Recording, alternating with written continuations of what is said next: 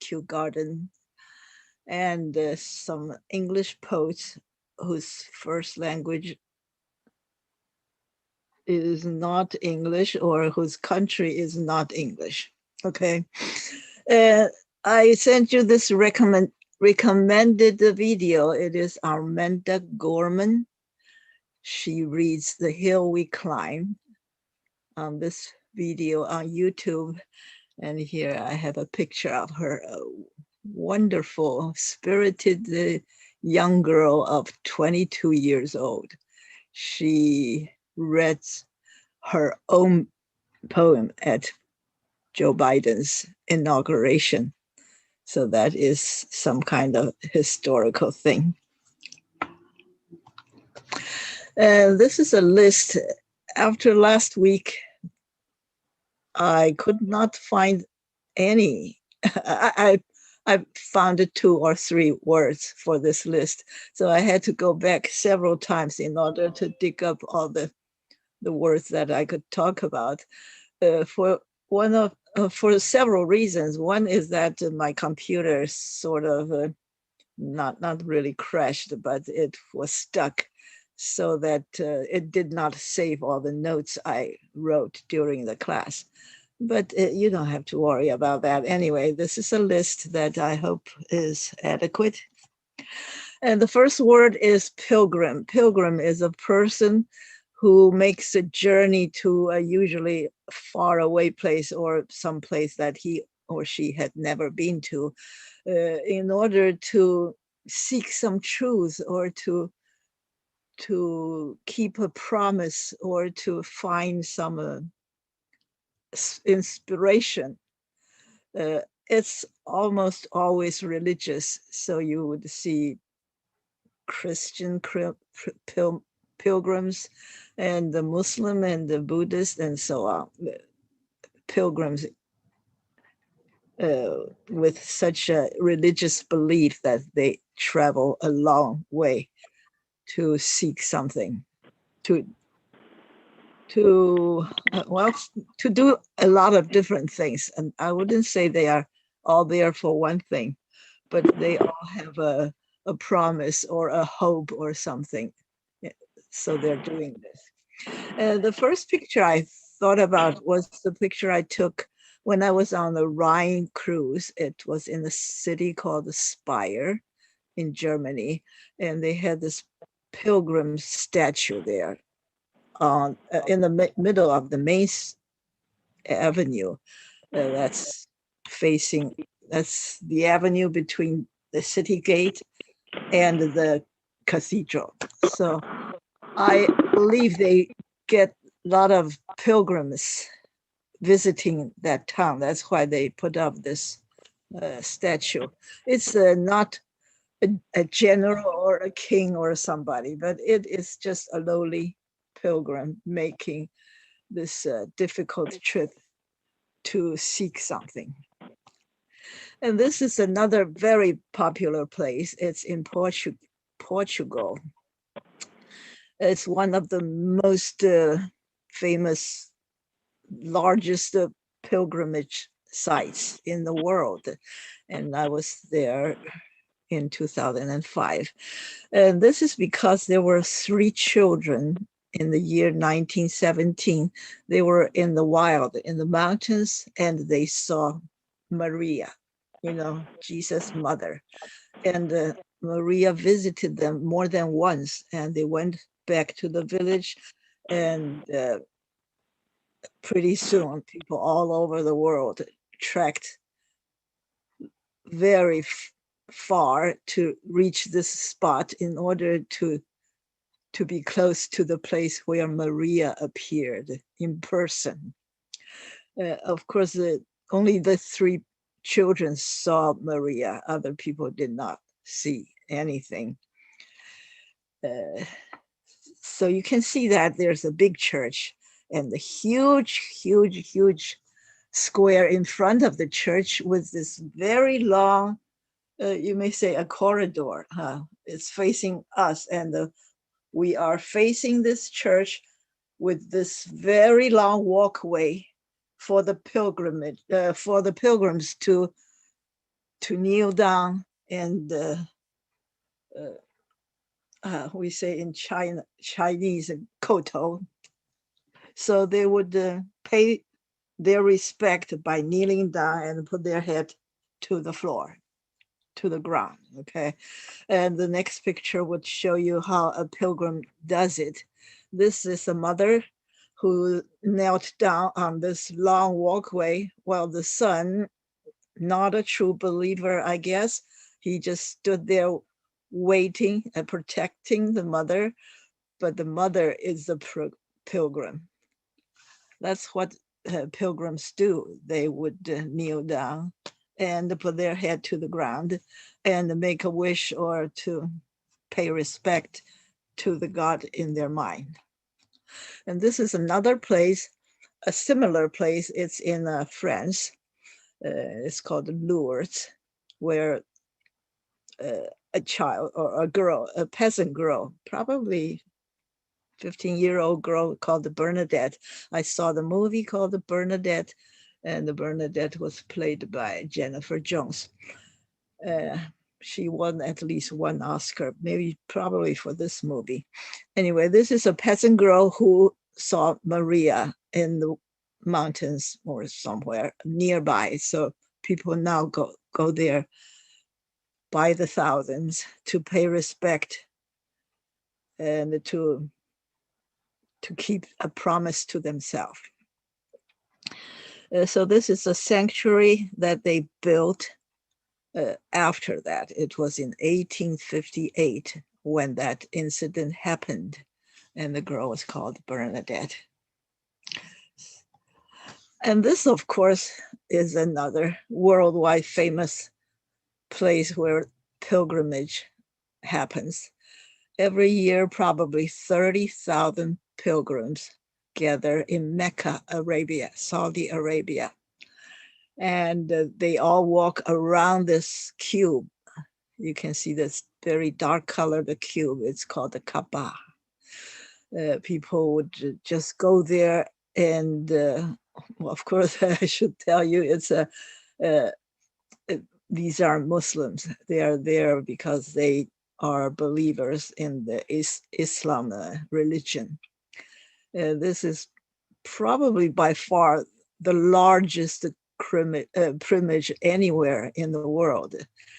If you are a true believer, you would promise that you would make this pilgrimage at least once there, but the cost is high and the travel is difficult. So not everyone who wanted to go could do it. And this one is the Western Wall, which is, we used to call it the Wailing Wall, 就是哭墙 in Jerusalem. And if you are you are a believer of Judaism, 就是犹太教, you would once in your lifetime go there to pray. And you can see that on this wall, which was consisting of maybe sandstones, and there are cracks there, and people would write their wish or whatever they want to give to the God and stick it into that crack. Of course, there are many, many cracks here. And if you could not go there in person, I know they had a fax machine. They could do it for you. You could just fax in your wish and they would put it in the crack for you. That was going on for decades. I bet they probably now have even more advanced technology to help believers to make this kind of virtual pilgrimage. You can see that this is a corner of a building. So this is a Western Wall, and that side and this side is divided into two parts, and that's the men's part, and this part is women. So all you see here, these are women, every one of them, and all the men are over there. traditionally in the synagogue, which is the temple of Judaism. Let me put this one here. Judaism 这个是犹太教哈。So this is the holy. I just keep hearing those ringing sounds. I don't know why. Maybe my mouse is dying. Anyway, this is the holy place for Judaism, where people who believe in this religion would want to go there to express their belief, their hope, and their wishes. Okay. And the next one is Potala Palace, 我们叫做布达拉宫. It's in Tibet. Lhasa is the capital of Tibet, and that Potala Palace is very, very big, built right on the hill, and you could see people who came from faraway places. They would not only kneel down, they would just prostrate their entire body on the ground. That's how they pay their religious respect. I have not been there, so these are not my pictures. I asked my sister, who has been there before, but that was many years ago she was there, so she probably could not manage to find the picture she took. And this is them. I was going to send to you today, but you already have them. Okay, you did. Okay. But this one I like very much. It's from Wikipedia. Yeah, that's a good picture. Yeah, and this one is also from Wikipedia. It's in Varanasi, India. I've been there, and I was on that river twice, in the morning and in the evening. But this is a holy festival. So I was there for the nightly arti. They call it arti, some kind of song and dance religious festival. But that's a daily thing. This is for a certain, I don't know if festival is the word for it. So it's a holy religious occasion where people would go there to worship. And these are pilgrims along the Ganges River, which is translated into Henghe, Varanasi, India. And this is in Ethiopia. I was there now 2 years ago. Yeah, 2 years ago. Aksum was an old capital like Tokyo, the Kyoto. Kyoto is the ancient Japanese capital, and Aksum was the capital of Aksum Empire many, many hundreds of years ago. And on this day, which is Epiphany, in Ethiopia, you celebrate Christmas on Epiphany Day, and some of them celebrate on January the 7th, and in this area, they celebrate on January 19th, and we happen to be there. When we were in Croatia, they also celebrated Epiphany Day. Sometimes it's January 7th or 6th. Different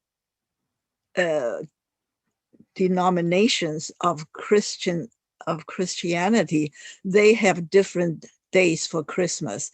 So if you belong to a different sect, then you would celebrate Christmas Day on a different day.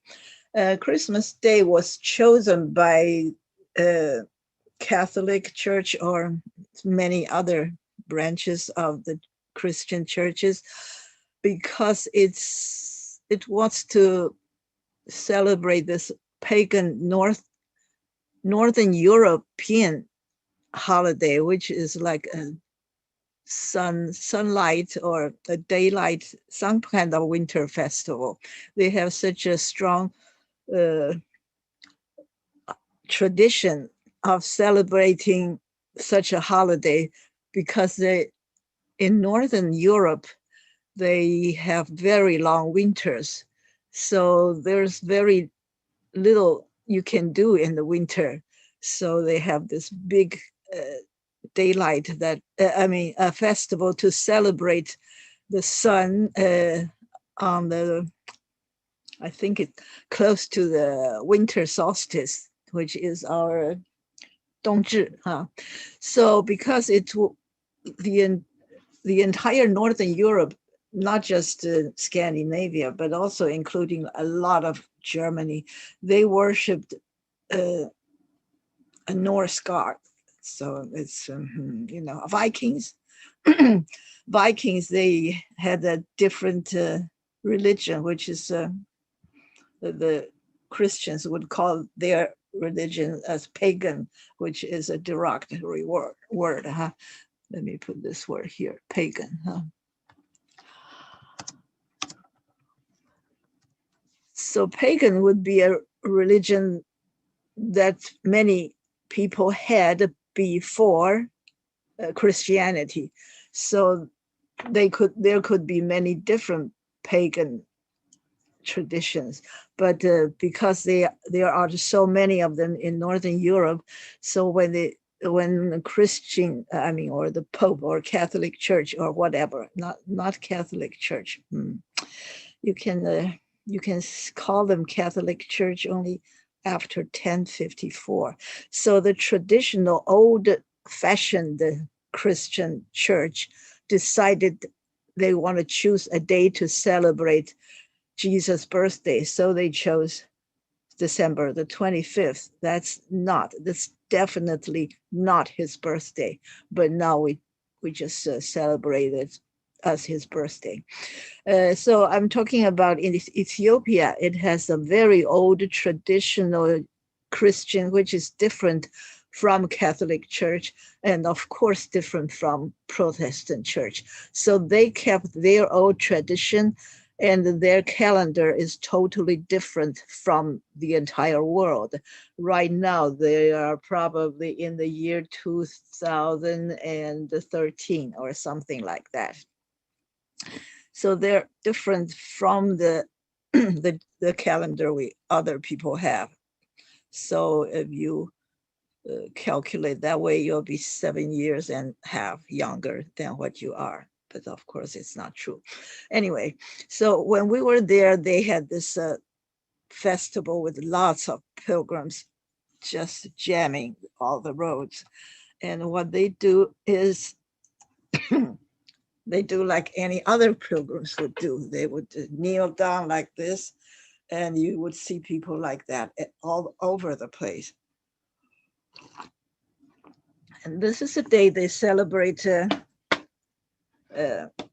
St. John, who's a Baptist.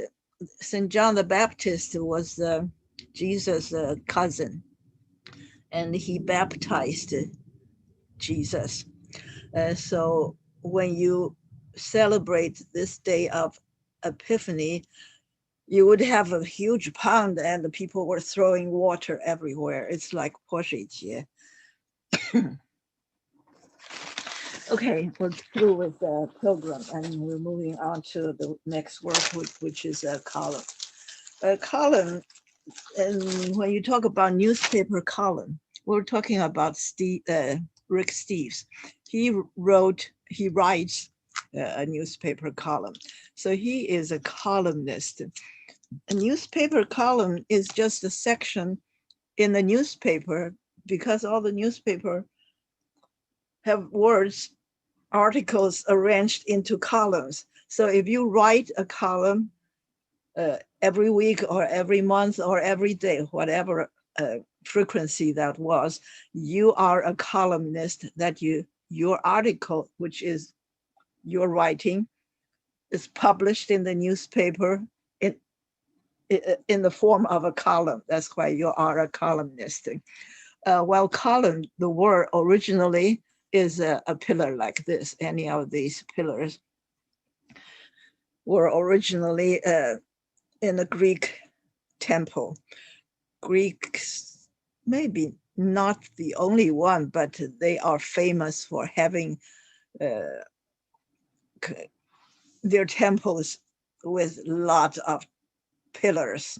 Of course, Egyptians also had a lot more pillars in their temples, but the Western world, they follow the Greek tradition. So these are the traditional Greek columns.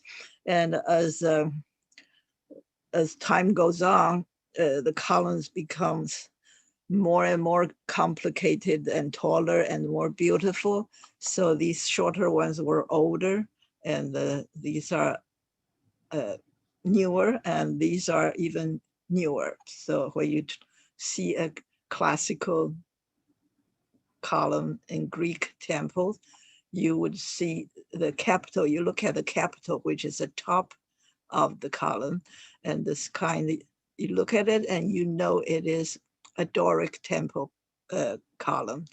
And if you go to here, you see things like this. That is an Ionic capital. And if you see this, looks like lots of plants and flowers. That's a Corinthian pillar or column. So you try to tell them apart by their capital. Okay, I'm sure that if you have heard me say something before, you will have encountered this, capital. Okay, capital is the top of the column. Now the next word is because I want you to know how to say double helix. A double helix is gee, why am I saving it here? Okay, a double helix is a strand of two helix. That's 就是双螺旋哈. There are two of them going this way, and all your genes are arranged on it. Millions of them that you're coded by your gene in those double helixes, and that's a secret to who you are, because your parents' genes combine together to give you your very own gene, which is supposedly unique to you only, unless you have an identical twin. So this is an interesting word called the double helix. We talk about hemophilia, which is a blood disorder. And the Queen Victoria carries this disorder, and it is hereditary. So she passed on to his children, and she has quite a lot of children. Many of them carry this gene, and they were married off to royalties or monarchs all over Europe. And this gene that carries hemophilia would plague many of the royal monarchies in Europe. So, and of her children, Leopold is the one that has hemophilia. If you are a man and you carry this gene, then it is, you will have this illness, which is hemophilia. But if you are a woman and you carry this, it does not show up. So it's not evident. You will pass it on to your sons and daughters, but you yourself will not probably have this disease. So men are more easily having this kind of disease if they got it from their parents. However, Queen Victoria, they don't know where she got it. None of her ancestors had this kind of disease. So there are rumors that maybe her mother had an affair with someone else who had this problem, so that she carries this gene. However, if that man did exist, he would be sick of this disease, and people would know that he had this problem.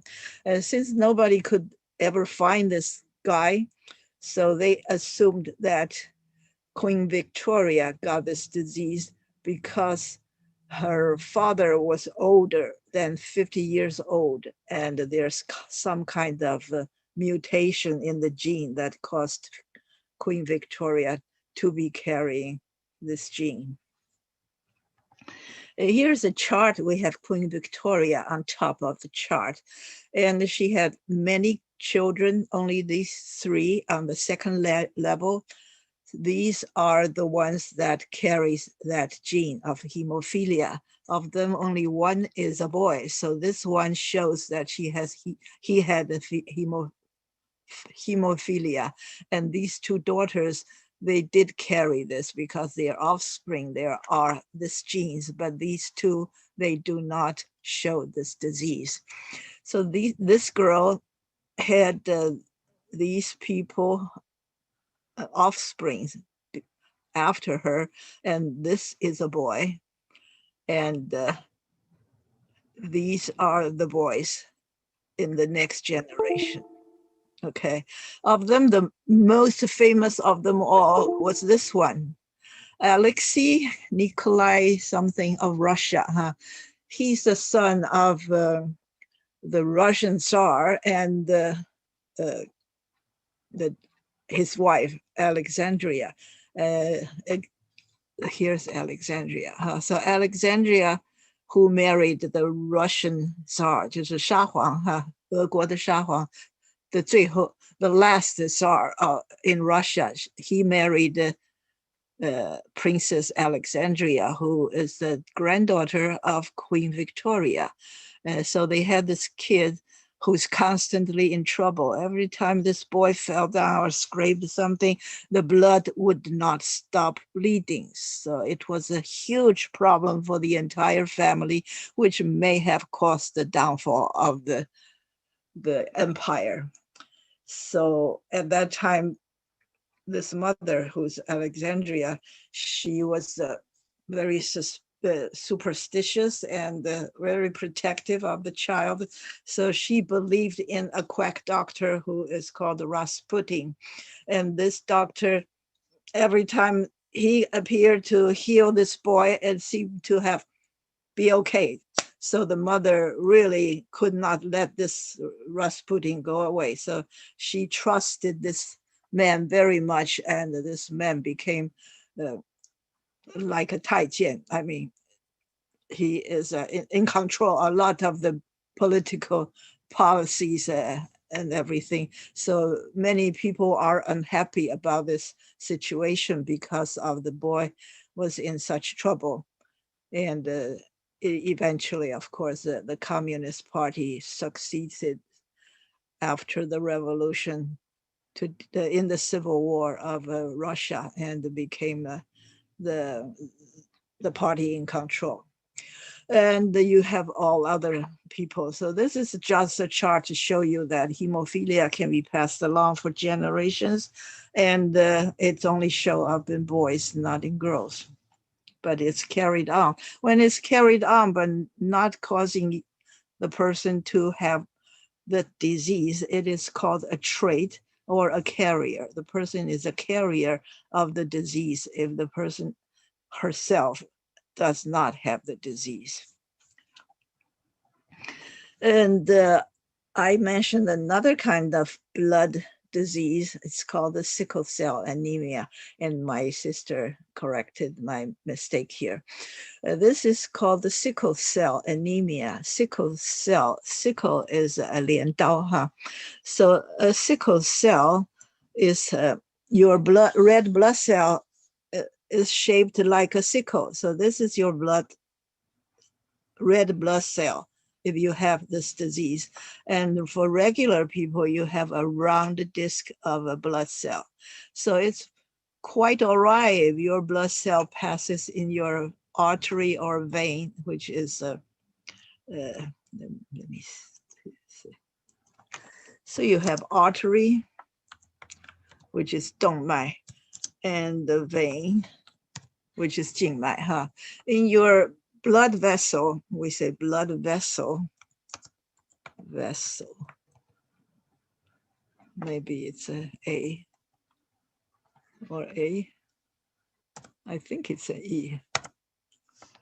Well, the autocorrection took both words. I believe it's an E. Well, VE. Mhm. okay, so this is a blood vessel. It could be an artery or a vein, and your blood cell would flow quickly through it into different smaller and smaller blood vessels. But if you have sickle cell as your red blood cells, then it gets caught all the time. Every turn, every branching, these things were caught stuck there. So you have all kinds of problems. This is called a sickle cell anemia. And about 80% of the people who had sickle cell disease are happen in sub-Saharan Africa. In Africa, there's a huge desert in the middle. That's called the Sahara Desert. Sahara Dashamo, so-called sub-Sahel or sub-Saharan is the area south of that big desert. So most of the people in the world that have this kind of disease live or born in the area south of the Sahara Desert. So that is usually speaking a very poor area in the world. So they lack medical resources to handle this kind of thing. And theoretically, I think if a woman is pregnant, she could go have some kind of a genetic test to see if this baby, the fetus baby, carries this gene or not. Theoretically, you could abort a fetus if you don't want to carry it to term. But that's another thing. I'm here just to say that this is a kind of hereditary disease, and the word sickle is a liandao. Usually in the old days when you have a rice or wheat harvest, you would use this to cut it down. But nowadays, nobody uses it anymore because you have a machine. You just drive it through the field and everything is cut and collected and threshed and polished. Everything was done by the machinery. So it really saved a great deal of manpower. And that is one of the reasons the mechanization of the farming process is one reason that we could produce so much food in this world.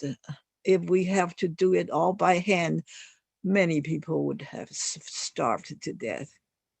Last time I recommended a video. What was it? Yeah, about that knowing better about the Frankenfood. Yeah, in that video on YouTube, I was intrigued by the thinking that if everybody chooses to eat organic food, we would all starve to death because the process is extremely labor consuming. We would not be able to produce enough food for all the people. So it is shall I say, not quite ethical to insist on eating organic food. Genetic diversity, I'm not going into detail about this. You know the word gene, which becomes genetic, that is 跟基因有关的一个字哈。Diversity is to have all kinds of different varieties. So if you have genetic diversity, you could conceivably have less hereditary diseases and more preferable traits, not only in human being, but also in, say, wheat or rice and things like that. And having very narrow genetic gene pools would not be a good way to go. Yeah, we're going to talk about seed bank a little later. And the next word is mutate. When your gene, something happens to your gene, for example, if Queen Victoria's father was older than 50 years old, then his cells might go through some kind of mutation. As a result, the gene that's passed on to Queen Victoria has hemophiliac genes. That is that something that did not happen to any of the people before you, but it happened to after you. So there is some kind of mutation that happened during your lifetime or something. Okay, and we have a word called teenage mutant ninja turtle. There was once, maybe 30 years ago, that it was all the rage, a cartoon story that says there were 4 turtles who were something happened to them because of some radioactive thing, so they became superpowered turtles. And there's also a manga 我们叫什么？我就是漫画的意思哈，英文大概叫 animated stories or cartoons. There is one called the X-Men. X-Men was all the rage also about 20 years ago, and they keep on making sequels. And they were talking about very select group of people in the world who are mutant, and they have superpowers, and they were discriminated against by other ordinary people. And they all play on the word mutation or mutate or mutant. A person who is a mutant is a person who had a mutation happening to him or in the making of him. Okay, so this is a good opportunity to have diversity in the gene pool, something that happens unexpectedly, an alteration or an error during the DNA replication. Sometimes we say people who smoke, then their chromosome would be damaged in certain way and some kind of mutation could happen. And sometimes there's a mutation. Actually, there's a lot of such things. When a person gets cancer, it's almost always because some kind of mutation happened in the blood cell or in the cells that caused some kind of mutation so that the cells would not die readily. Usually you make new cells and they have, after a few months, they die. So you would always have new cells. But if they don't die and they keep more and more of such mutated cell accumulate in the body, that's cancer. So that's a kind of a mutation. So mutation can be good or can be bad. So I was talking about the word hamper, which means 阻碍. It's like a barrier or well, just hamper. It is a verb, okay? However, hamper can also be a basket. So it is a noun if it's a basket. If it's a basket, it could be like this. It's all kinds of wicker basket. 这是用藤做的. We in Taiwan, we got lots of furniture that were made of wicker or rattan. These are kind of vegetation that were very hard with lots of fibers, very hard, so you could make it into sticks or you weave it into a basket or big trunk or furniture like chairs. In my family, we used to have a sofa or a love seat. They were all made of wicker. So these are hampers that are made of wicker. And you could also have a picnic hamper, which has a handle, and you would carry it by the handle, and it would have a cover like this. And you could also have a laundry hamper right now in your home. You could buy it in stores right here in the United States.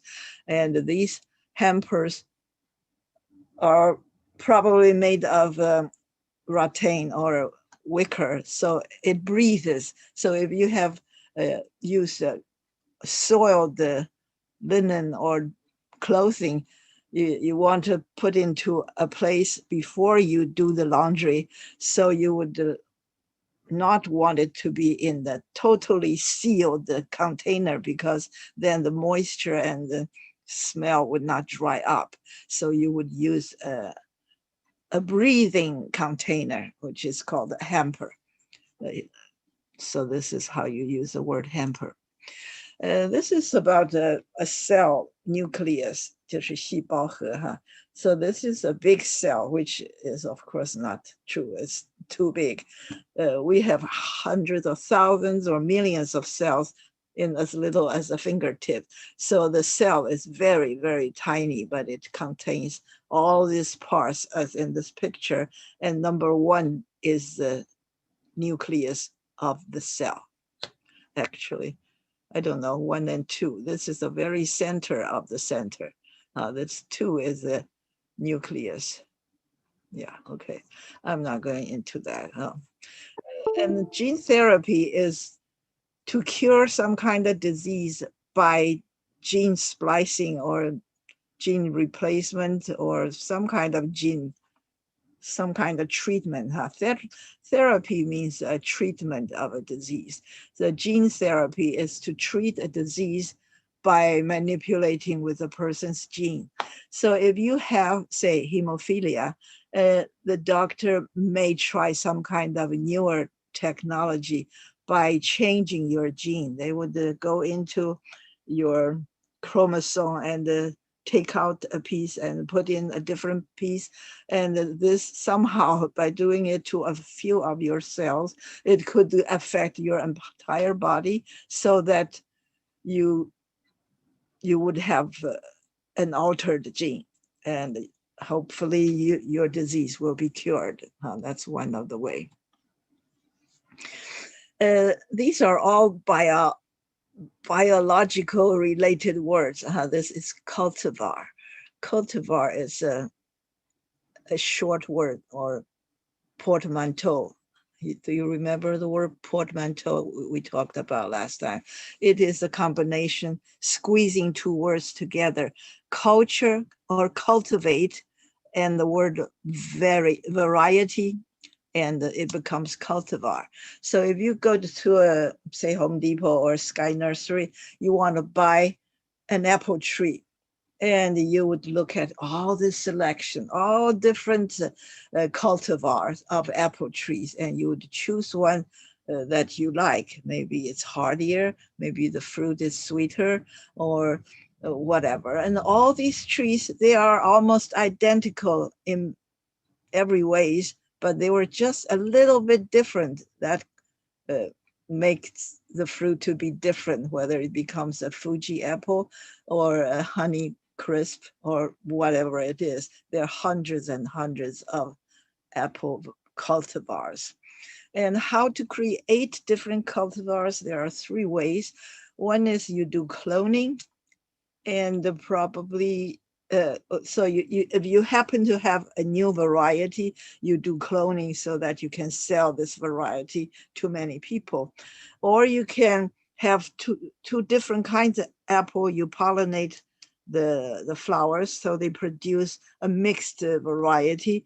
And if you like this result, you will try to collect the seeds so that it can produce more. Or you can genetically modify it. Nowadays, you can take the gene and you clip one part of it and take out the part, and you insert another different part in there, and you would get a different variety. So these are how you create cultivars. And this is a seed bank. This is a USDA seed bank. So United States Department of Agriculture, they have a seed bank. and they collect all the possible seeds in the world so that in case of a catastrophe, for example, a meteor hit the earth or something, in case of a big catastrophe that did not wipe out the entire human race, then people would be able to find these seeds and to reproduce some of the cultivars that are not available because of the catastrophe. When I say catastrophe, that means a disaster on a large scale. Catastrophe. I hope it's right. It's like a disaster, but on a grand scale. So you have this. These are the seeds collected by USDA, and these are actual plants. Actually, you can see they're all green. And this word is called the horticulture, which means 园艺. Of course, when you say 园艺, it seems only referring to this plant garden, flowers and the trees in your garden, but it can also, on a wider perspective, it can also mean agricultural plants. And when we talked about that, we talked about staple food, and there was the monocots, 就是单子叶植物, Forage grass was a kind of a monocot. It is a grass grown for cattle to graze on. Graze 就是牛吃草的意思. So this is a piece of land that's planted in grass, but this grass is actually sorghum, 高粱, 它种高粱. So sorghum was planted here not so that you can harvest the grain, but because you want to let your cattle to eat this grass. So this grass is a forage grass. You don't consider it as sorghum. Sorghum 当然就是高粱的意思哈。那什么叫 foraging 呢？For stocks like cattle and the lamb or sheep or whatever, giraffe, all those herbivores, 就是吃草的动物哈。Herbivores would eat plants, and they would go to wherever they can find grass or plants. Let me see, what word was I looking for? Herbivore 这个是从 herb 来的哈。Herb 变成 herbivore 就是吃草的动物的意思哈。So you talk about cattle and sheep and giraffe or elephants, they don't necessarily eat just one kind of grass. They could also eat, say, peanuts or oats or whatever. But in the wild, they could not possibly find a sack of oats there for them to eat. So they are always looking for grass or tree leaves to eat. So this kind of action is called forage. That is to hunt for vegetation for food. That's called forage. So this is about animals that people raise, but human being can also be foragers. Forager 就是a person who goes out into the wild in search of wild plants to eat. And what do they eat? They do not usually eat grass. They would eat berries or lettuce, wild lettuce, or mushrooms, or fruits. They would forage in the wild and pick things from the wild plants, not in their other people's garden. So they would pick things that are edible. Edible 就是可以吃的意思哈。Of course, here we mean plants instead of animals. If you go look for animals to eat, you would be hunting. If you look for plants to eat, you would be foraging.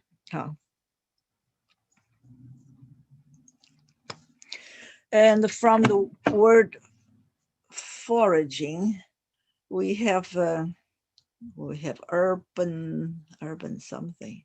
Okay. Urban foragers. That is a person in the city who do not go to the mountains or field or forest to forage for food, but they go into the city, usually in a dumpster, other people's trash.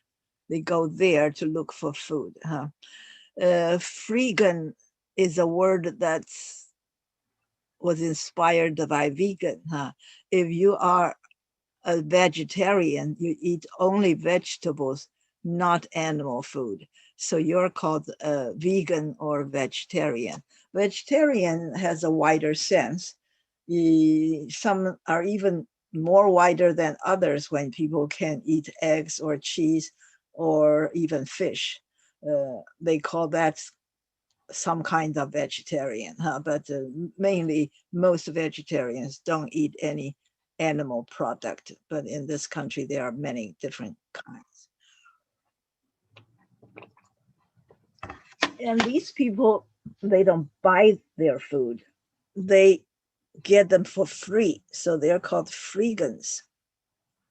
So it's called the free and vegan. They detest consumerism. They don't like waste. So sometimes people throw out perfectly good food, and these freegans would go out and go through their other people's trash to look for food. For example, if you are a pizzeria and people call in to pick up pizza, but they never showed up, and such things happens quite often. And the people working there had enough of pizza. Sometimes they would throw away a perfectly good pizza into the dumpster, and along came a freegan who would just get in there and get that food.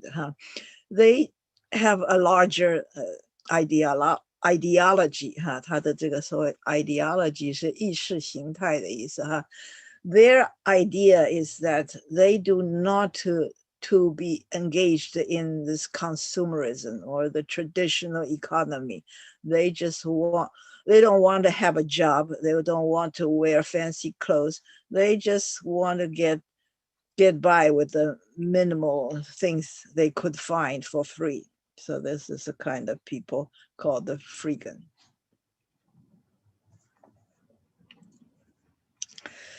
Okay, I think I covered most of this. And this word exposure is when I talked about the camera with a tripod, 三脚架, or the camera with the shutter. 光圈不对，光圈叫做这个叫做 shutter，OK，shutter 是那个光门shutter 那个叫什么东西的光圈那个叫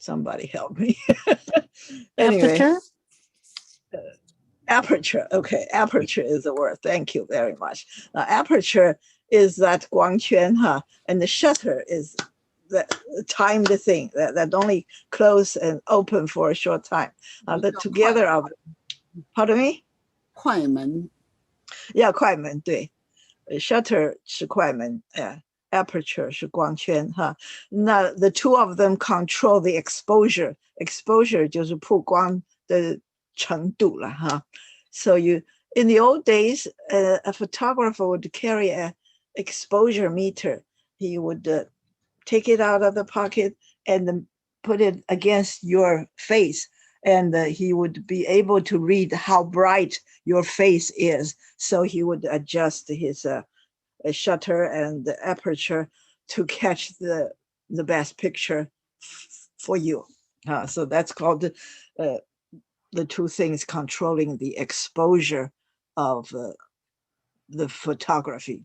However, nowadays, nobody need to know any of these things and your cell phone does everything by itself and it takes better picture than you ever could do it on your own. So we don't have to put the film in the camera and adjust all the different things. There's so many that you're bound to forget one of them. So that's how you say exposure. However, outside photography, this word is also used. We could say that when a child is growing up, we expose him to different kind of cultures and different kinds of stimulants so that he would know, it would expand his horizon. Okay, so that's what we use this word for, expose. It's a verb to expose a person's knowledge or understanding or things. I use the word horizon just now, to expand your horizons so you're exposed to different things. Okay. The next word is narcissus. It was when I talked about the bulb that gave us so many beautiful, beautiful flowers, but I'm not talking about anyone else right now. I just talk about one of them, which is daffodil. Daffodil is called narcissus, and in Chinese, we call it 水仙, because it can grow just in water without soil. And when New Year comes, as it just passed, a couple weeks or a month or 6 weeks before that, you would buy some bulbs, narcissus bulbs, and put in a tray of water, and it will grow and bloom when New Year comes, Chinese New Year comes. Okay, so these are all the varieties of daffodils, and some of them would be called a jonquil. This is also a common word for daffodil, and there are other words too, but daffodil is most commonly used in the Western countries, and the narcissus was by far the most well-known word in ancient times. In Greek and Roman times, they would call this flower narcissus, and there's a story about the person whose name is Narcissus, and he is there lying face down by the water looking at himself, because he is so handsome that he falls in love with himself. And there's this nymph called Echo next across this water, echoes, E-C-H-O, which means 回音哈. Echo was punished by the wife of Zeus, because Zeus has a lot of girlfriends, and his wife Hera was unhappy, and she wanted to investigate all these extramarital affairs that her husband had. And Echo was one who tried to protect Zeus. As a result, Hera made her unable to speak. So her name is Echo, because she was only able to say the last word she hear from anyone else. So if you say, "How are you this morning?" she would say morning. So that's why she is called Echo. Echo fell in love with Narcissus, and she wanted to be his girlfriend. But Narcissus did not want any part of her. He just wanted to look at himself, because he thinks that his face is the most beautiful in the world, and he fell in love with himself. So Narcissus is the name of this young man who eventually died because he did nothing else but to admire himself. So he died. Or some people would say he committed suicide. And after he died, the spot where he was, there was a narcissus coming out of it, and a flower, a daffodil, grew out of it.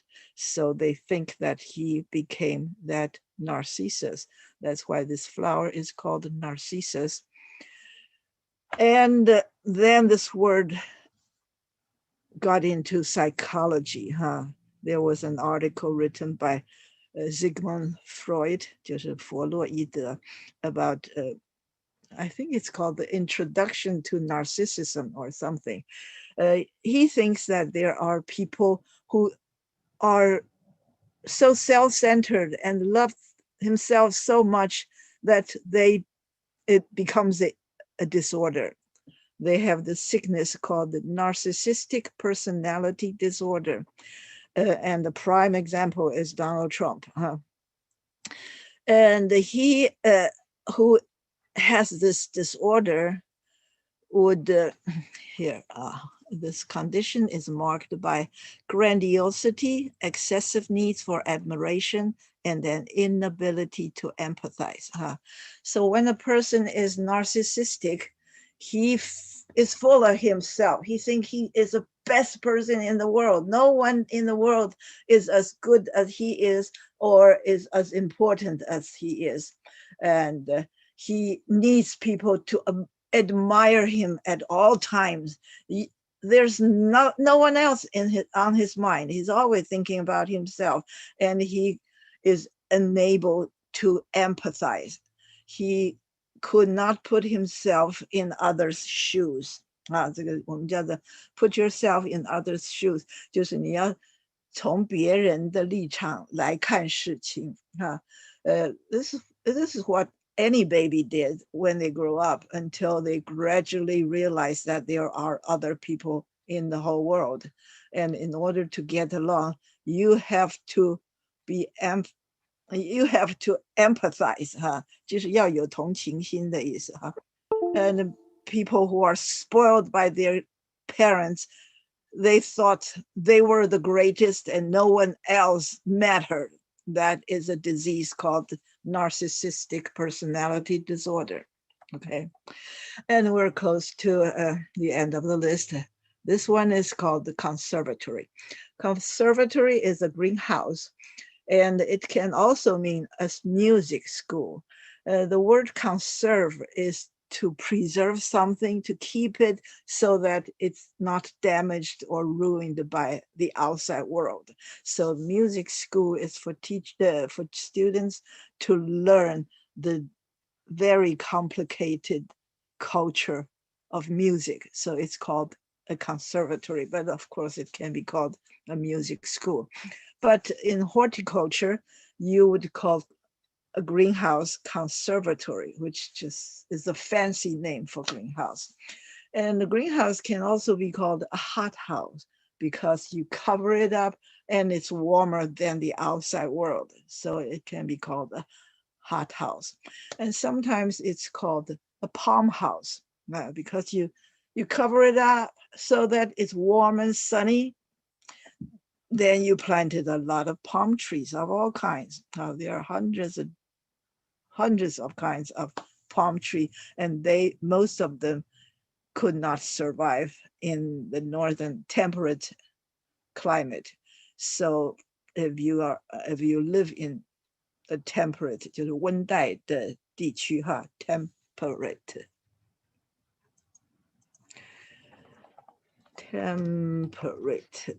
这个是温带或者是 P temperate. And with that, you can also learn the word like tropical, which is a 热带tropical, and you could have a subtropical. Like Taiwan is usually considered to be in subtropical, how do you say, area? Okay. 亚热带 Yeah, 亚热带 就是 a little bit colder than tropical, but still much warmer than temperate. So these are the different regions on Earth. And we have the word conservatory. In order to show you some pictures of conservatory, even though I have many from many places, but one is enough. That is Kew Garden. Kew Gardens, that's the largest botanical garden in the world, and it's in the city of London.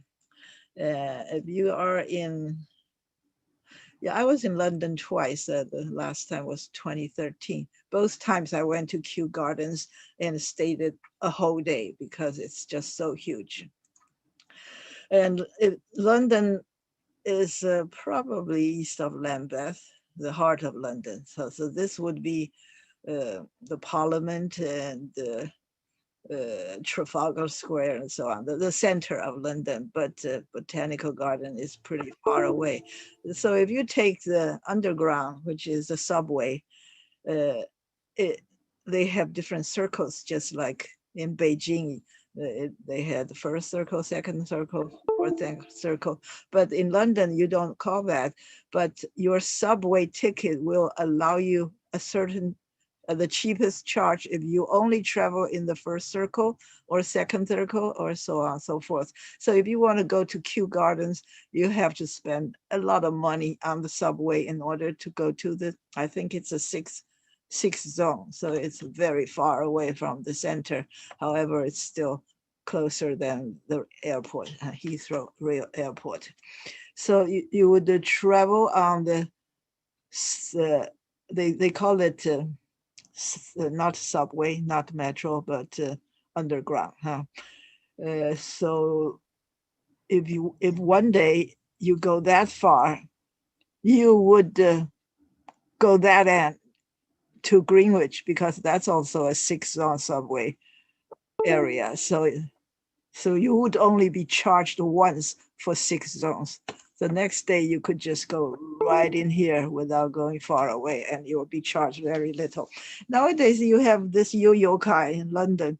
I think it's called the Oyster car, and it's a computer in itself, so you can go travel and not worry about anything about which zone you're in, and it calculates your fees at the end of the day. And if you exceed a certain amount, then you can travel for free for the rest of the day. Okay, so this is the Palm House in Kew Gardens, and this is probably the oldest and the grandest of all. And you can see the reverse of it, the backside of it. I'm showing you all these conservatory or greenhouses in Kew Gardens, and there are many of them. There are many. And this is a water lily house. When you have water lily, it's probably not hardy enough, so it's a good idea. You know the word hardy, Hardy, that means a plant which could withstand cold weather. So if you look outside all these trees, they are hardy enough. But the plants that you can't see, for example, a banana tree or papaya or whatever, those are not hardy. So if you have water lily, many of them are not hardy enough. So you need a water lily house. And this is a much newer greenhouse. It's called the Princess of Wales Conservatory, and it's named after Diana, Princess Diana. This one is also very, very big, and it's got different heights. And like the first one, which is very tall, but this one has places that are very low. So this is, you can see from all sides. And this is a tiny one. It's called the Davis Alpine House. So it has, I don't know, alpine or some kind of cacti. There are 2 of them. The one is called the Nash Conservatory, and the other one is called the Orangery. I'm sorry, it's called Orangery, because the one in Paris is called the L'Orangerie. That means a greenhouse made for planting orange trees, because orange trees are not hardy enough. You may go to California and lots of people have orange and lemon and things like that in the garden, but not around here. So they need to have a greenhouse. And some of them like this, this too, I consider them a little different because they have solid roofs, but they have enough windows on the side to be good for plants. But now they're used as a cafeteria. So these were 2 greenhouses that are not transparent on the top. And this one, I don't know its name.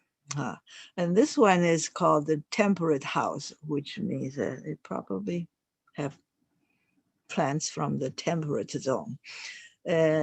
the reason I can see it from up above, it's because I was on the Chinese pagoda.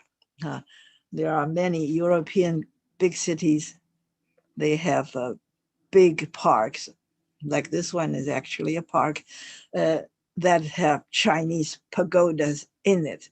For a time in late 19th centuries, Europe was fascinated by Chinese culture, so they had a Chinese pagoda built in many cities. One of them was Munich. So you're able to go up and take a picture of that place. And there's also a tree canopy walk. So they would build some kind of canopy. You would climb a ladder to the top of the tree, and then there's walkways on top of the trees. You can walk on the canopy walks. And from those places, you could also take pictures like this. Many of the botanical gardens have such high up walkways for people to get up there. Even some of the palm houses, they have ladders, spiraling ladders, and you could go up there. Then they were surrounding walkways. You could walk around so that you could see the top of the tree instead of the bottom of the tree. That's why the greenhouses are so tall. So this is the temperate house. And this is also the temperate house. There's another house called the evolution house. English people are big on Darwin because that's their national treasure. You go to many places like Natural History Museum, they will have a huge section set up especially for exhibition about Darwin. And this is an evolution house because evolution was not invented, but discovered, or the theory was developed by Charles Darwin of the late 19th century. Okay, the next one I want to talk about is California. Why do you call California California? Last time I talked about it a little bit, and this time I grabbed a picture of the seal of the state of California, which is in color. And it is when we talked about Archimedes, because he yelled, "Eureka, Eureka," from the bathtub. Eureka is the motto of California, the state of California, because they discovered gold. So they call this their state motto. A motto in Chinese, we call it 座右铭, but if it's a state motto, we would say 州训. 这里有个州训, just this state consider their motto Eureka. Okay, that's how it is. And of course, on this seal, you would see a lot of things that they treasure. For example, this bear is also on the state flag. And here is a thing that you use to wash the pebbles in the river so that you can pan for gold. And there's a shovel. All these are related to the gold discovery of gold, and the Eureka is part of that. And these are the merchant ships and some museum or the mountains. And these are all the things they are very proud of.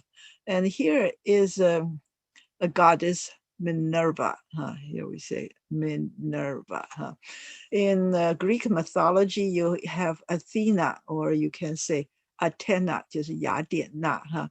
That was the god of hunter, 打猎的神, or wisdom, 智慧的神, or of several other things. This is the goddess Athena, but it's called the Minerva, which is a Roman mythology god. It's the same god, but California choose to call this on their seal goddess Minerva. So this is the part that was California. We have Alta California, which is Upper California. It later became California, the state of California in United States. And this is called Baja California, that is Lower California. This later became part of Mexico. Still, it is part of Mexico. But in the days of Mexican Empire, they had this empire this big, probably part of Florida and Texas, like Alamo is part of Mexican Empire. And they have a province called the Californias that consists of Alta California and Baja California. And then United States annexed this part. They had a fight, okay? They had a Mexican and American battle, a war between them, and this part was lost to the US. So people who live in California, they were very happy because they like to be part of America, US, United States, instead of being part of Mexico. So they happily accepted this fact. However, this part of Mexico, Baja California, still belongs to the country that is called Mexico now. So why did the Spanish people who first came here named this area California? What's in the name California? This is because there was a 言情小说, a romance story with the knights, chivalric 就是一个骑士, 骑士跟美女的小说叫做 chivalric romance. There was a romantic novel in the year 1510 that was very, very popular, and it talked about a queen, Calafia, who was the ruler of an island off the coast of California. So because this novel was so popular, the Spanish government that was occupying this entire area at the time, they decided to call this area California. And this California is from the word Calafia, and the word Calafia comes from Caliph, or it's probably pronounced Halif, which is a Muslim ruler. Here I have a map that in the first stage, it was Muhammad. Prophet Muhammad discovered the Quran, Bible, 回教的圣经, Muhammad, he established this religion called the Islamic religion, and he built up an army and conquered all this land in dark brown. So this was the land that he conquered, and he was the caliph. He was the ruler of this kingdom, okay? And after he died, his followers kept expanding. They are very militaristic. They conquered all this land in this a little lighter color area. This is from 632 to 661. And after them, they expanded even farther, including the entire Spain and Portugal and Morocco and Algeria. And on this side, you have, in the second stage, you already got Israel and Syria and Iraq and Iran and part of Turkey and the Caucasus. And here would be Tajikistan, I suppose. And this is Afghanistan. Okay, this part is Uzbekistan. Anyway, so these are in the age of caliph, the ruler is the head of the state militarily, religiously, and politically. So they have only one emperor, which they call caliph. And this romantic story about this queen, Calafia, because she helped the Muslim in their battles, conquering land. So she was called a caliph, and her island is called a caliphate. I don't know if there's a better way to pronounce it. I've heard of different types, but I just do it whatever I could do it now. Okay, so in this story, this queen lived on an offshore island. It's a paradise, and she helped the Muslim in some battles. I don't know where, but that's how this Spanish government arrived after Columbus, and they decided this area is called California. So if you love the place California, remember that it used to be a Muslim leader, a woman, a queen. It's her land. It's to commemorate her feats. Okay, I bet not too many people know that. I'm next going to talk about Archimedes and his mechanical or engineering discoveries, but I'm not going into not too deep into it. He discovered the leverage or lever, 这是杠杆原理, you know that the 跷跷板, seesaw, is like this. He famously said, well, maybe it's not true, but people say that Archimedes says, just give me a long enough pole and a point to attach to it, I could lift the earth. 这个地球不管有多重, I could, with a very long lever, lift the earth off the orbit. Okay, that's quite a big claim, but that clearly shows at least one thing, that he knows the earth is round. Okay, that was more than 2,000 years ago. Okay. These are different things that using the same kind of physical theories in physics. Okay, here we have pulleys like this, different pulleys. When you set up, it saves you a lot of strength. You can lift up a heavy load using only a fraction of the strength. Okay.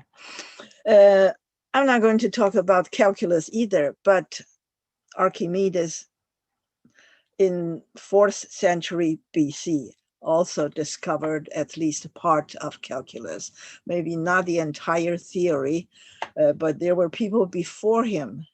100 years before him, a Greek person talked about this calculus, and Archimedes a little later than that.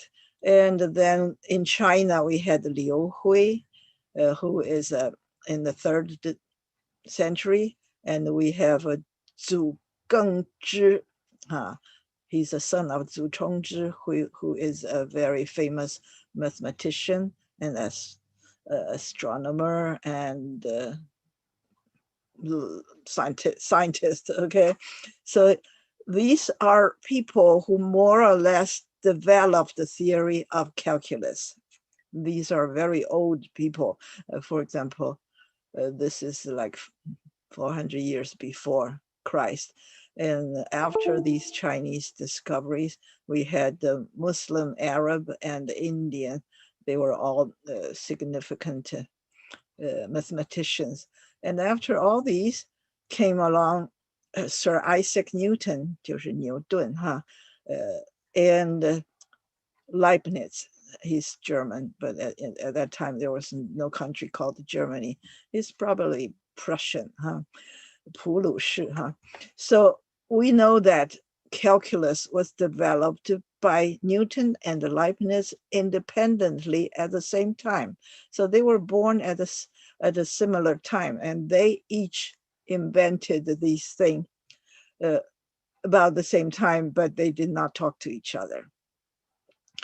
And I believe, according to Neil deGrasse Tyson, Newton made all these great inventions and discoveries and all these things that nobody could match before he turned 26 years old. So that was probably around 1660 or 70. That's the time calculus was totally invented by these two people.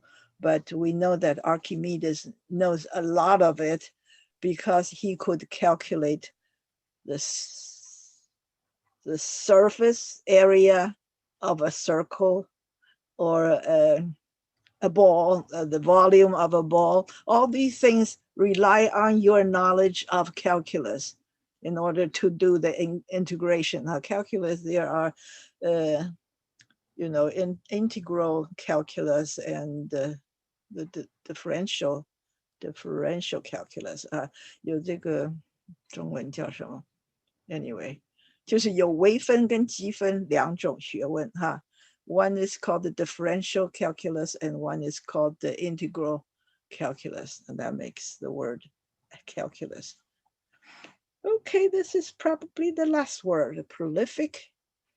It could mean something, an animal or a plant being prolific, meaning they could produce a lot of things, or a human being, an artist or a literary person who could produce a lot of artwork or stories or poems and so on.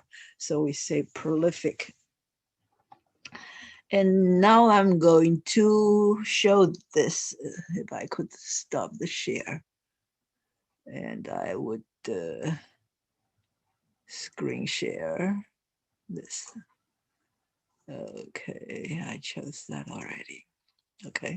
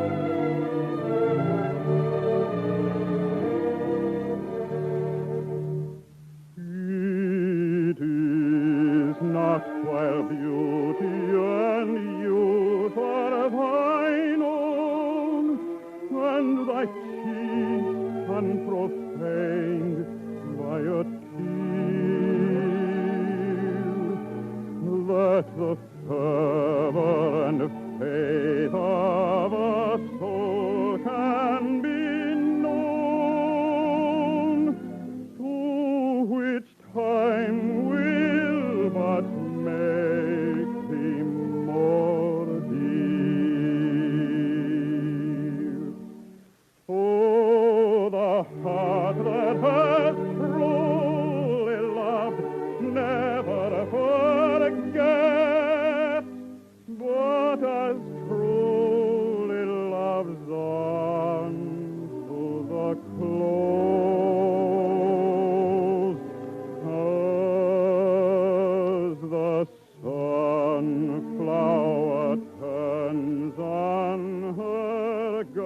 God when he said,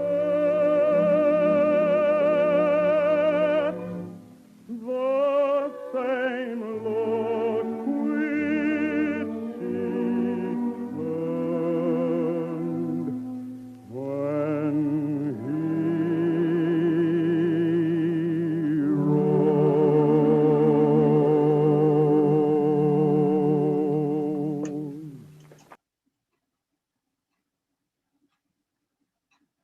Come on, I want to. Okay.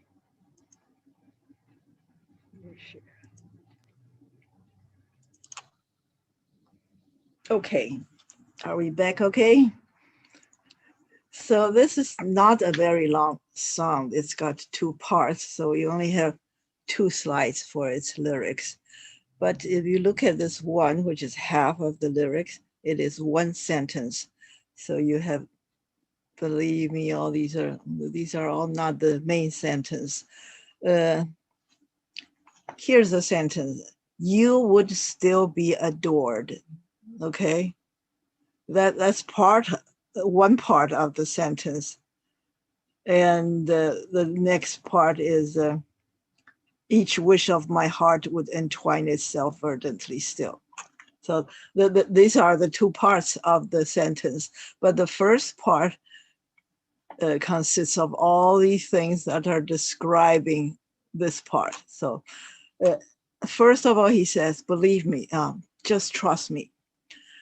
If let's talk about why he wrote this. Thomas More, he wrote it. He was pretty young when he married his wife. They were both about 20 or 22, and they actually secretly got married without telling their parents, because if you know Ireland, the people in Ireland, they traditionally are Catholics, and they hated the English people because they were the colonizers, and they were being tread upon, very much being oppressed by the English people.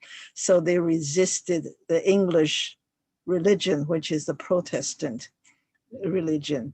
So Thomas More is traditionally Catholic, and he married this wife who is Protestant, which is, he's embarrassed to let his parents know. And they had a Protestant ceremony, and that would be totally unacceptable by his parents. So he just secretly got married and not telling his parents. And of course, he is poor and his wife is poor. That's also one thing that they want to keep it secret. However, when a couple years into their marriage, she contracted smallpox, 就是天花哈. So a person would become 阿麻子, you got all those spots on your body, especially the face. And this beautiful young woman was heartbroken because she thought all her beauty was gone.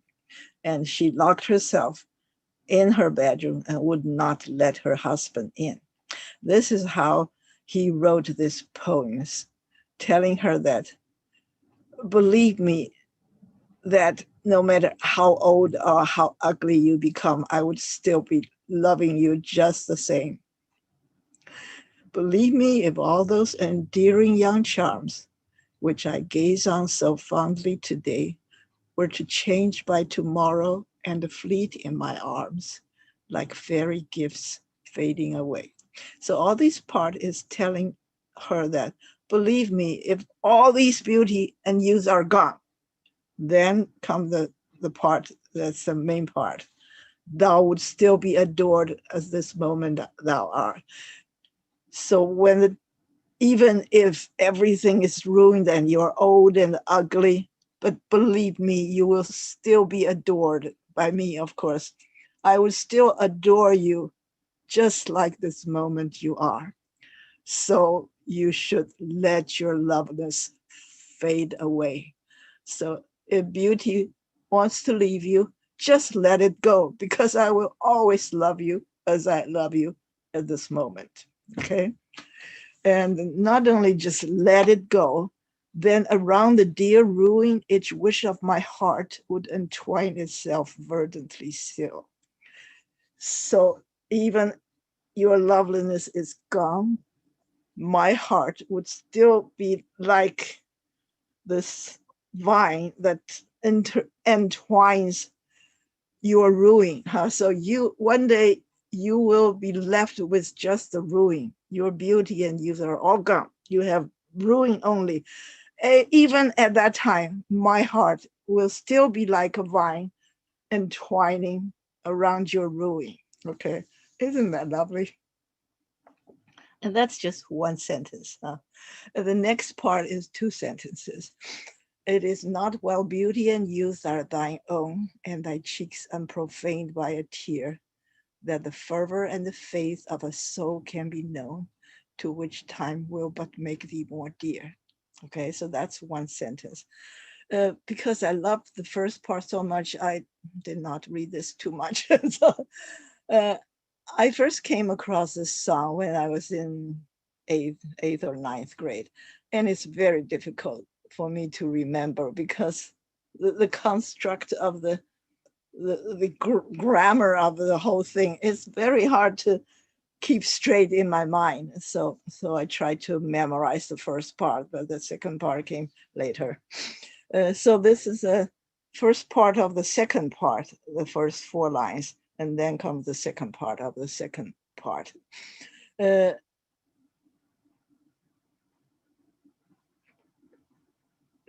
So it is not while you are young, like you are now, and your cheeks are unprofaned by a tear. 这个都是 very beautiful words. Profane, unprofane, 就是 your cheeks, 就是说 your tears streaming down and washed your face clean. Profane is to dirty something, and unprofane is to wash it clean. And your cheeks are washed clean by your tears. It is not when you're beautiful and young and tears wash your face clean that the fervor and the faith of a soul can be known. So I have, the soul is mine. I have this fervor and the faith in you, but you don't have to see my faith with your good look. Even when your good look is gone, you can still see this fervor and faith of a soul that is mine, to which time will, and not only I have the same fervor and faith, but I will always have this for you, even after years and years, to which time will only make thee more dear. 时间只会使你更让我爱你. Okay, it's quite twisted, but that's one line of this first part. So the last part is, oh, the heart that has truly loved never forgets. Ooh, that's so lovely. But it's truly loved unto the close as a sunflower. Let's not read the next two lines. So the basic part of this part is the heart that is my heart that has truly loved never forgets. Now I love you, and I will never forget that I love you, even to the end of the world. This is what these two lines says. And as a parable or an example, he throws in the last two lines, which is just like the sunflower turns on her god when he sets, the same look which she turned when he rose.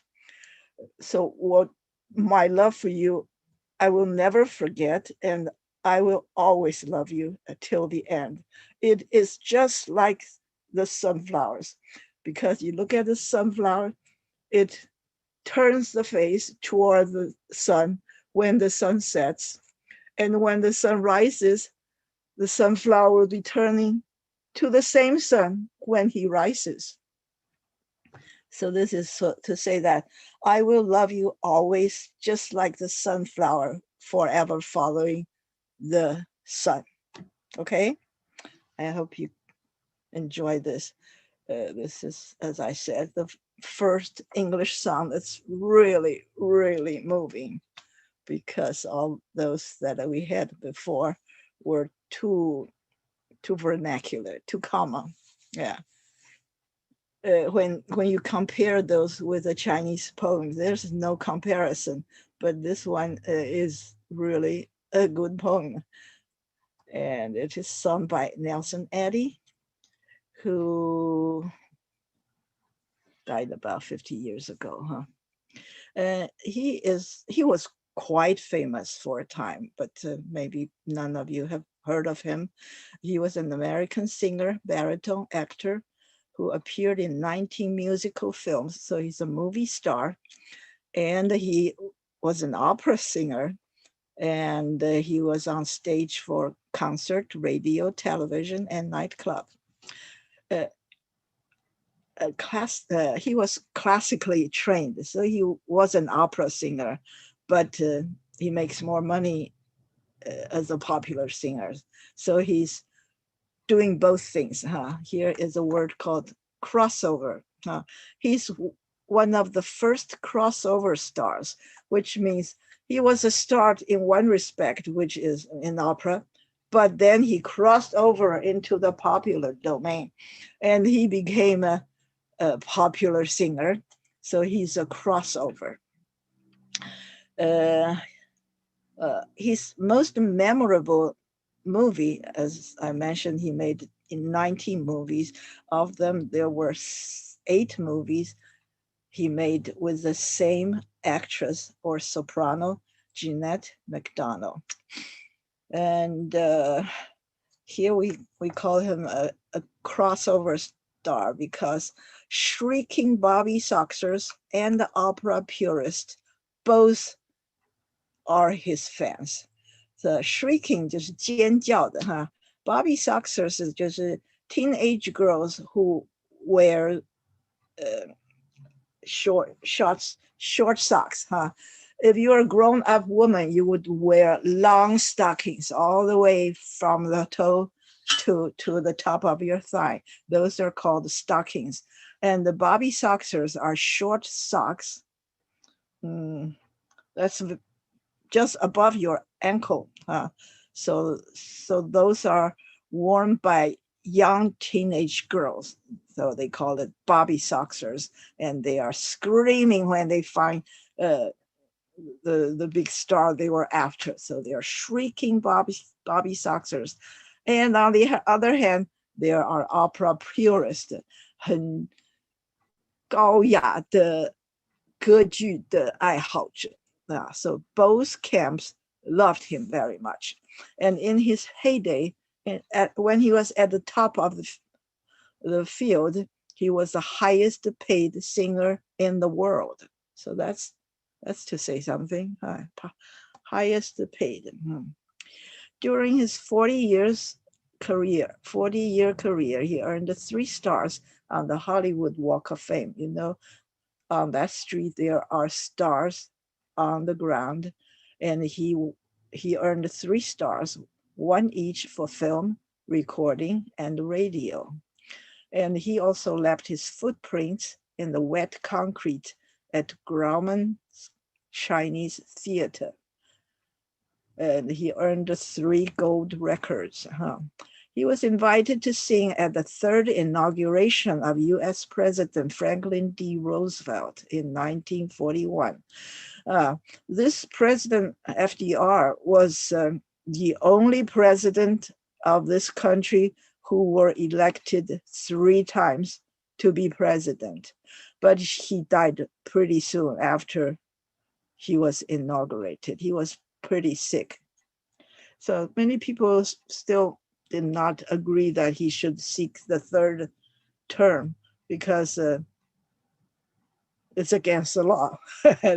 Anyway, because it was wartime and people just let him do it. Well, actually, he did not die so early on, 41. He probably died in 44, yeah. He also introduced millions of young Americans to classical music. Let's talk about this particular song. It is a good poem in English, but it used a traditional Irish tune. There are many beautiful Irish tunes that were adopted for different poems later on. You first had a melody, it's a folk song with different lyrics, but then some poet would write some kind of poem to match it in order to use that existing tune. So this is a popular song written by Irish poet Thomas Moore using a traditional Irish air. So air is a song or music, or in Chinese we would say 像短歌行的行啊，或者是 some other words. It just means a folk song. So air means song. It is thought that that's about the wife having smallpox. Okay. This same song with the same melody, same lyrics, or with different melodies were used again and again in many occasions. Most famously, it was Harvard University anthem called the Fair Harvard. I don't know the lyrics, but you could probably find it online. And then you find the lyrics and you put into this tune and you will be able to sing it. And it's called Fair Harvard.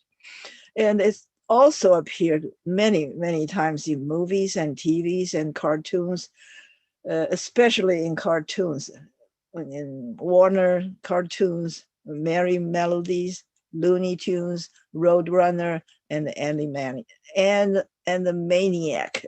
Okay, they love classical tunes, and this was one of them that appeared again and again. But beside these, it also appeared in many, many other common movies. He was born in 1779 and died in 1852. So he lived pretty long, like 73 years old. He's a writer, Irish writer, poet, and a lyricist. So when you talk about an Irish writer, in the old times, they would write in their Gaelic language, or they would write in Irish language. But after the land was occupied by England, it became part of the English Empire. Well, first it was part of England, then it was part of British Empire, then it became what do you say? The UK, United Kingdom. Yeah, it was part of all those things until 1920. So in order for you to get ahead in literature, you have to write in English. So many of the writers after English colonialism would be writing in English, but most of them stayed Catholic, and because of that, they were not able to do numerous things because the law forbid Irish people who are Catholics to go to university, to own land, to do this and that. They were just very, very poor. So many of them, some of them at least, would just move to England and become English and write in English and be officials or businessmen or whatever in England instead of being in Irish. So this guy, he is very low key when he wrote the poem like that about to his wife, and you read several of his famous poems. He was just an ordinary Irish guy writing Irish songs. However, he was pretty much deep into politics and into literary world in England. And so he's actually straddling between the two worlds, while his countrymen still consider him Irish. He was writing newspaper articles in London to be published to English-speaking people. And he was taking sides, and he was, if you read his other bigger articles, you could see that he was deeply involved in the politics and other things in England. However, after so many, like 200, no, 100 and some years, it's so long ago that people remember him as an Irish songwriter and not anything else. Okay. If you look at this longer prose 是散文哈，而不是诗歌的意思。So longer prose reveal more radical sympathies. He was still very sympathetic to Catholics and to Ireland, even though he was in the English world a lot of the times. Here's a handsome man. He probably was, it was probably long before he died. As we mentioned, he died pretty old considering other people such as Byron. Byron died in 30 some years old. Byron died of a fever, so he died young, and he was more famous. And he was Scottish, but he was totally in the English culture. He only talked about English things, so most people think that Byron is English. Here I have three things that I want to talk about Thomas More. One is that he hid his marriage from his parents and friends. So all his friends hardly ever saw his wife, even when they visited his wife. But the people who knew his wife said that she was a wonderful person. And when he was young, I mean, Thomas More, when he was young, he escaped a debt prison. He owed people debt, so he was going to be thrown into jail, which is a very common practice. Like Charles Dickens was thrown into debt prison when he was a child because his parents, his father owed people money, so the whole family was imprisoned.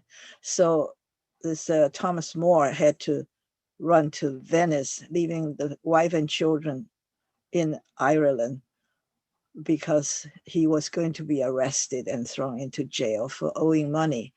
But pretty soon he started to make money, and he was able to pay off the entire debt and return home to his family in only 1 year. We say Venice instead of Italy because Venice was an empire of its own for 400 years, and Italy was something since 1871. So he actually went to Venice instead of Italy. And the story about Byron is quite controversial. They were good friends. They were close in age, and he was a good friend with Byron and Shelley. And Byron and Shelley are rich aristocrats. So they went to Europe quite often, while Thomas More went to Europe to escape debt prison. But he was a good friend of Byron, and he saw Byron quite often. And the last time he saw Byron, Byron gave him all her, you say, archive, the papers Byron wrote, his journals, his treatises, his poems, and lots of things. Byron had numerous affairs. He was one of his girlfriend was the wife of the prime minister. So he was handsome and very much womanizing. So his papers were invaluable in this world. The entire file of Byron's memoir was entrusted to Thomas More, and Byron quickly died of a fever.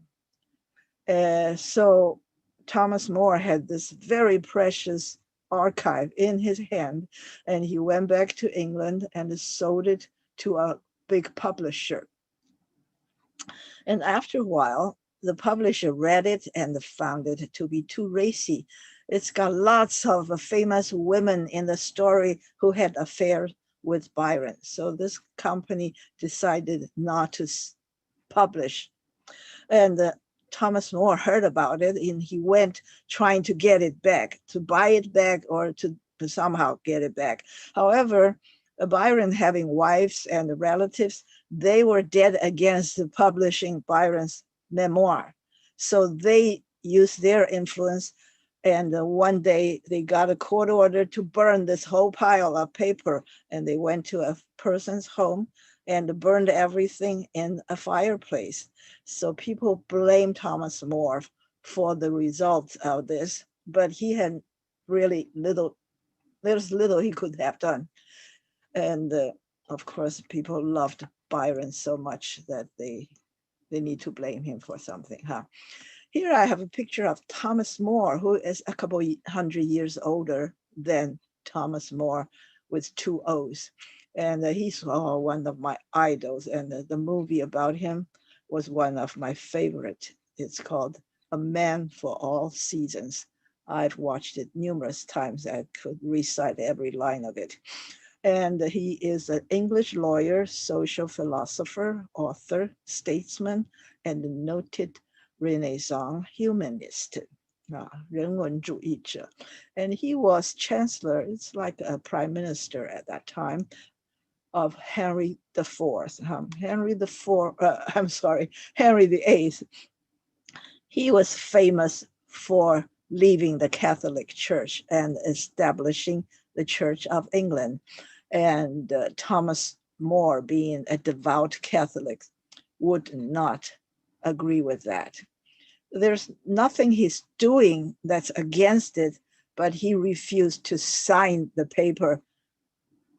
It's called the Oath of Supremacy, that says King Henry VIII is the head of the Church of England. No, he did not sign it, so his head was chopped off. That's the fate of this older Thomas More. I was going to talk about Irish poetry and Scottish poetry, and I may save this for some other time. These are the Irish poets, these are the Scottish poets, and Welsh poets, and American poets. These are all land where they speak English and they use English, but it's not their first language. Or when I talk about America, the first language would be all those indigenous people. So this is foreign land for English people, but they colonized all these places and they wrote in English. So I thought it was interesting to talk about them, but I run out of time. So I need to talk about this 李白的古意哈。君为女萝草，妾作菟丝花。轻条不自饮，未逐春风暇。百丈托远松，缠绵成一家。谁言会面易，各在青山崖。女萝发馨香，菟丝断人肠。枝枝相纠结，叶叶竞飘扬。生子不知根，因谁共芬芳？中朝双翡翠，上溯紫鸳鸯。若是二草心，海潮亦可量。It's not very easy, and I couldn't say that I understand it totally, but I love some of the lines, and some of the lines are very popular, like 君为女萝草，妾作菟丝花. This is from an older Chinese poem, one of the 19th Han Dynasty, old Han Dynasty poems. That's called the 古诗19首. There were 5-word poems in late Han Dynasty, which is the Eastern Han Dynasty, Eastern Han. And they were, we don't know who wrote them, probably not by the same people, and there were 19 of them. But when it came to Zhao 昭明太子，萧什么？他爸爸是萧衍哈，I forgot. Anyway, 昭明太子就是 that's his title 哈。昭明太子 he collected many people who worked on doing 文选哈。So they collected 19 of late Han Dynasty poems and called them 19 古诗 19 old Chinese poems, and all the Tang Shi and so on, they imitated. These were the sources of Chinese 5-word per sentence, per line poems 哈，这是五言诗的起源哈。So when Li Bai wrote this, he didn't write it in 4 lines or 8 lines, which is a modern 哈近体诗 modern Tang Dynasty poem formats. He wrote it in as 古意, which means I'm writing this following the ancient poetry rules. So it's got many lines, 1, 2, 3, 4. 8632加20. Oh, okay. I don't know. I lost count. So each line is 10, and there are 10 lines. So there are 100 words, right? Okay. So it's this first you have 君以为女萝草，妾作菟丝花, which is identical as this. Not identical, but it's from 古诗19首，冉冉孤生竹，冉冉孤生竹，根结泰山阿，与君为新婚。菟丝妇女萝，菟丝生有时，夫妇会有宜。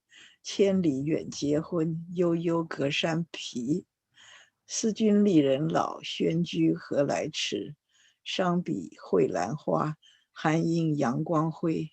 过时而不采，将虽秋草微。君亮直高洁，贱妾亦何为？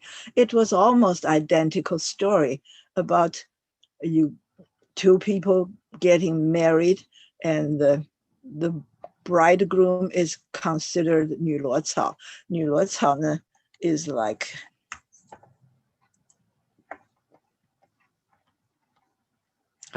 this is 女萝哈。The 女萝 is some kind of lichen that grows on the trees, but they do not suck nutrients from the tree. They just attach themselves on the tree, and they are independent. They are not parasitic. Parasite 是寄生虫哈。菟丝花 is a parasitic plant.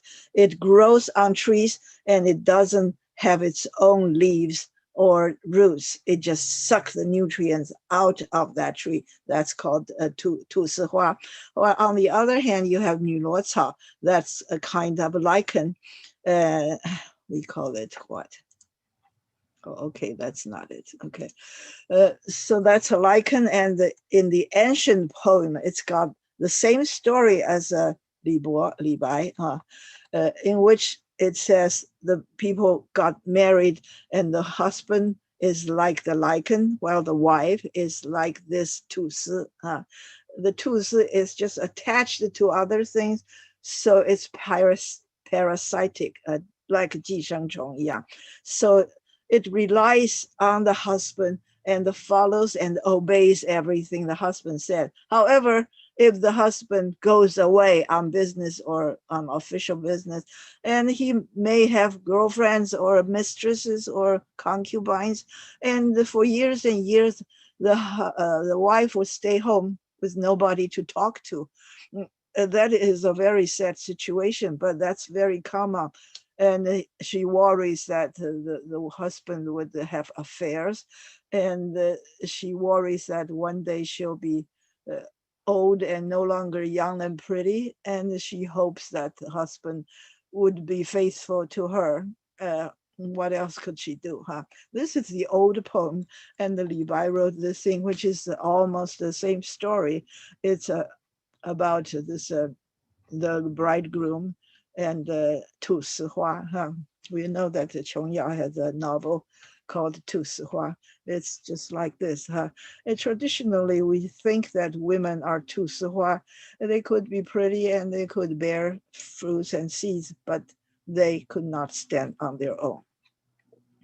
And it says that the husband would be away and they would be so far apart separately, and she would worry that maybe there's someone else in the husband's bed or on the pillow or whatever, and she just hoped that the husband would return someday and still have her on his mind. Okay, do you see this? I close this. Okay, so even though it's about a husband and wife, this one, and like many other poems like this, is people would think that he was thinking about him not being recognized, his talents not being recognized by the emperor, and the emperor would have all kinds of favorites and would not have him in his mind. So Li Bai is using the story of the cast aside woman to show his unhappiness, his sorrow. Okay, so but you could also, of course, take it as a song about a husband and a wife, how the wife rely on the husband and worry that her beauty would be gone, and when the husband returns, the husband would not love her anymore. So it's very similar to that situation in the Thomas More poem, especially when it tells about a person is like a vine that entwined on another person, and about the sunflower turning toward the sun. Every day, every night, when the sun is out, the sunflower is looking at the sun, and when the sun goes down, the sunflower would follow when the sun comes up. So these are two pieces of work that I thought about when I was choosing them. And this is a kind of picture of Tu Si Hua. On the left, you see that it's got seeds. On the right-hand side, you could see the seeds. And they go into the ground and sprout, and they would have leaves and roots. But as soon as their tentacle or the vine could reach another plant, it start to stick on that plant and suck the juice from that plant, and their roots and leaves are gone. It no longer has roots, no longer has leaves. It become totally a parasite. Parasite 就是寄生虫. Here's the word parasitic. It comes from the word parasite. And there's a famous movie from Korea last year that won the best picture for Oscar best picture. That's called Parasite. It's because the poor people in the society are parasites of the hanging on to the rich people. Okay, so this Tu Si Hua, I don't know. It's not common in this country, so the name is not familiar. Cuscuta, Australis. Australis means from the south. The annual parasitic twining. Twining 就是缠绕的意思哈。A twining herb, 一个草本哈。Or climber 就是爬藤的植物。That is associated with many hosts. It could attach itself on many different plants, like this one. It looks something like a raspberry or some other plants. This is a map of distribution of this plant. So you can see that most China do not have it. Most of China do not have it, except for Taiwan, Fujian, and maybe Jiangnan, maybe Zhejiang or Guangdong. So that's an area having a lot of Tu Si Hua. However, it's got a lot of it in Australia. That's why they call it Australis. Okay, so it's got some in Europe and Africa, but mostly in Australia. And this is 女罗, which is lichen, and we could call it 第一 or 仙 我们说苔仙 苔 is algae, and the 仙 is lichen and in the 楚辞的山鬼里面说，若有人兮山之恶，霹雳兮带女罗and 杜甫里面是说，赤壁卖朱回，千庐补茅屋。We know famously Du Fu is very poor, and in a few weeks we're going to talk about his 茅屋为秋风所破歌 that's his famous poem about his house being torn down by the western wind, the roof. And the other poem of Du Fu's called 家人 it describes a poor 家人 who 牵罗补茅屋 her house is so dilapidated that he would go out and pick some lichen to fill the holes of his thatch roofed house. Okay, this mud house with thatched roof, or the wall was made of mud and or clay and straw. So this is 女罗, which is a lichen, but it's different from mistletoe, which was also parasitic, and also different from witch's broom, which is not parasitic. It grows from the tree itself. It's kind of a mutant or something, a disease, but it's not parasitic. It's called the witch's broom. And I have seen both kinds many, many places. I didn't spend much time to collect all this. Here's the one by Du Fu, which has the line that says, use the lichen to mend this beautiful woman's dilapidated house. And this again, people think is Du Fu talking about he himself in the court, that he was not favored and not awarded with this high position. It's about the feeling. This is a very common feeling for all the Chinese poets. Every Chinese poet, including my father, would have written some kind of poem about how their talent was not recognized by the ruler or whatever. So even this one is also about this story. But of course, it could also be a true story of a beauty who experienced all these things. I think I'll stop it today because there's going to be a party by King On, and we're skipping that part about the English poets who were not born in England. Okay, maybe someday we'll talk about that. There's a lot of stories in it, and maybe before that we could talk about English poets. That's probably even more important. And of course, we talked about English history, which we touched somewhat today about Henry VIII. Yeah, I would like to talk about the history of England, but it's so huge. I don't know where to start. But if you have time, I believe you do, you can go on YouTube. There are tons and tons of videos on English history. I've watched tons and tons of them, but the bad thing is, the sad thing is, I just don't remember all of it. Okay, so that's it for today, and I could just stop it here unless people have anything to say.